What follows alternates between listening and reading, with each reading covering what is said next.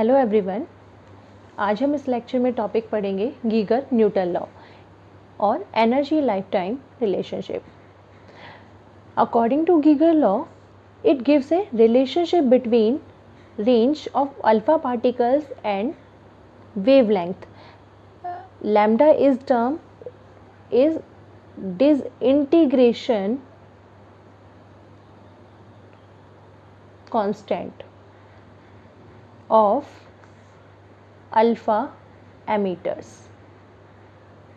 The relation between range of alpha particles and disintegration constant of alpha emitter.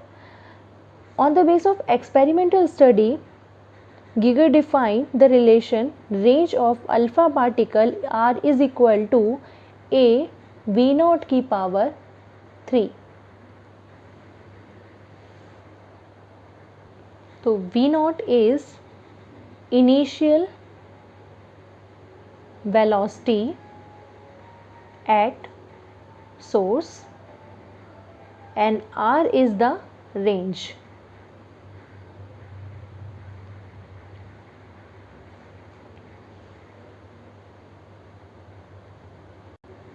And a is constant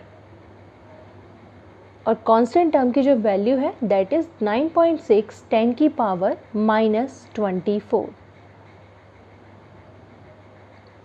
तो हमें यहाँ से जो range की वैल्यूज़ मिली a v नॉट की power 3, but energy of alpha particles E is equal to experimental result हैं दोनों 2.08 इंटू 10 की power -14 we naught square.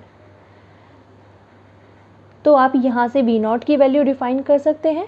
We not की वैल्यू जब आप निकालेंगे तो E naught divided by 2.08 into 10 की पावर -14 की पावर 1/2। ये वी नॉट की वैल्यू आपको इक्वेशन नंबर 1 में पुट करनी है। तो put in equation 1। In equation 1 R is equal to a v not की value E not divide by 2.08 into 10 की पावर -14 की पावर 3/2। तो it means range and energy में जो रिलेशन आपके पास आया है यहाँ पे, वो आपके पास क्या डिफाइन हुआ कि R इज इक्वल टू हमारे पास आ गया E नॉट की पावर 3/2 के। अगर हम देखें कि रेंज किसके directly proportional I, E not की पावर 3/2। तो हम यहाँ से कह सकते हैं कि जब हमारे पास V नॉट की पावर 3 है तो हमें रेंज मिली एनर्जी की टर्म्स में E नॉट की पावर 3/2। लेकिन जब वैल्यू हमारे पास रेंज हायर होंगी तो हम बात कर सकते हैं हाई रेंज में, या R की वैल्यू जब हमारे पास हाई है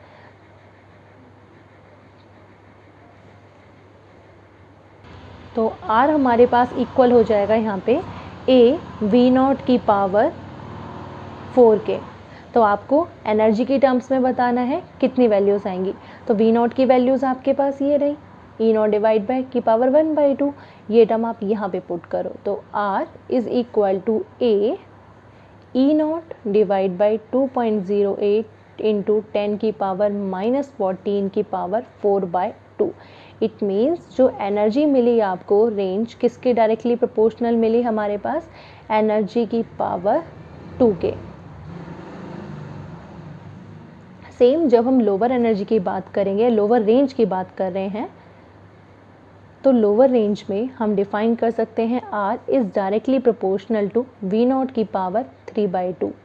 तो एनर्जी रेंज जो हम डिफाइन करेंगे, एनर्जी रेंज आप कैसे निकाल सकते हैं, A is equal to a v not की पावर 3/2। यहाँ पे आप v नॉट की वैल्यूज़ पुट करो, a v नॉट की value E not divide by 2.08 10 की पावर -14 की पावर 1/2। लेकिन यहाँ 3/2 है तो हमने लिख दिया यहाँ पे 3/2 इंटू में 1/2। तो आपके पास वैल्यूज़ किसके आ गई, E नॉट की पावर 1/3/4 के। तो हम बोल सकते हैं कि जो रेंज यहाँ पे लोअर के लिए निकली है दैट इज़ E नॉट की पावर 3/4।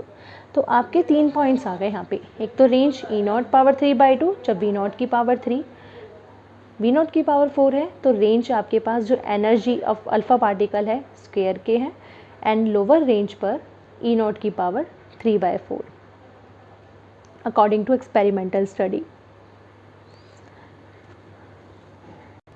नेक्स्ट में हम बोल सकते हैं कि गीगर लॉ के अकॉर्डिंग जो हमें रिलेशन मिला है यहाँ पे वो energy of alpha particles and decay constant या डिसइंटीग्रेशन कांस्टेंट के है कि अल्फ़ा पार्टिकल्स कैसे एमिट कर रहे हैं एलिमेंट में से। तो जब हम एनर्जी ऑफ अल्फ़ा पार्टिकल्स यहाँ पे चेक करते हैं तो मैथमेटिकल जो रिलेशन दिया था इन्होंने according to radioactive series में, वो मैथमेटिकल टर्म थी हमारे पास log of lambda is equal to B plus में ए ऑफ लॉग आर। ये इक्वेशन जो है क्या है हमारे पास, गीगर न्यूटन लॉ के बारे में, गीगर न्यूटन लॉ इक्वेशन बोल सकते हैं। तो यहाँ पे जो ए और बी है, ए एंड बी, तो ये टर्म दोनों हमारे पास क्या है, कांस्टेंट है फॉर रेडियो एक्टिव सीरीज़ के लिए, फॉर रेडियो एक्टिव सीरीज़।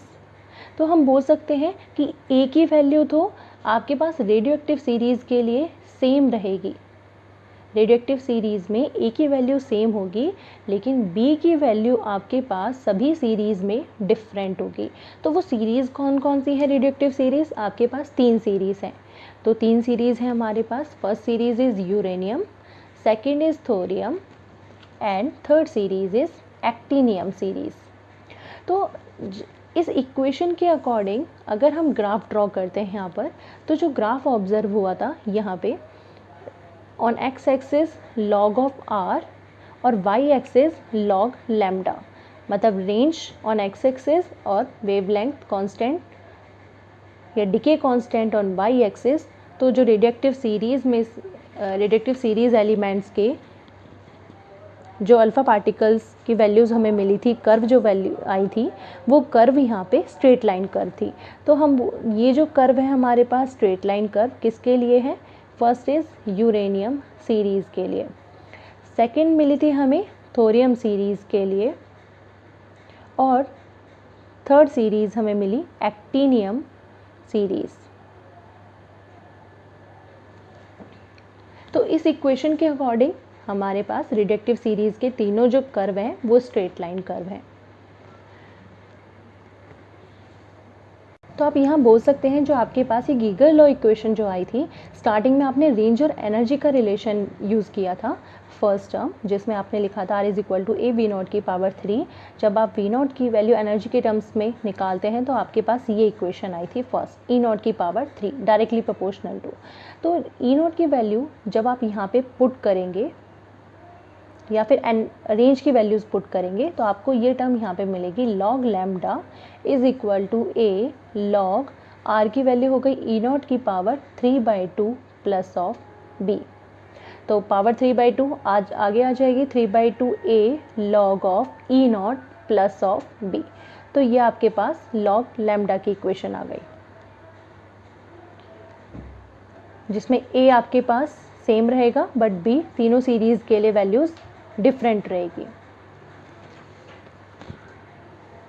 तो Geiger Newton law equation mainly ये वाली होगी।